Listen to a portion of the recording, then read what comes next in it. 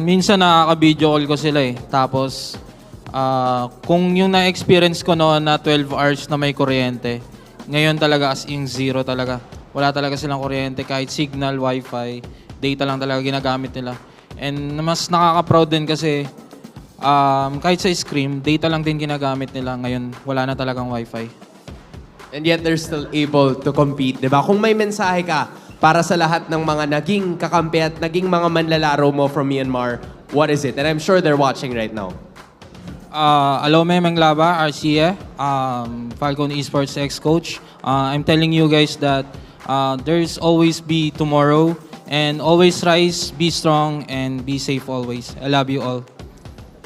Words of respect Thank you and so love much. from Coach RC. We do stand with you, Myanmar, and we stand before you guys today with our winners, Team Liquid, Liquid Philippines!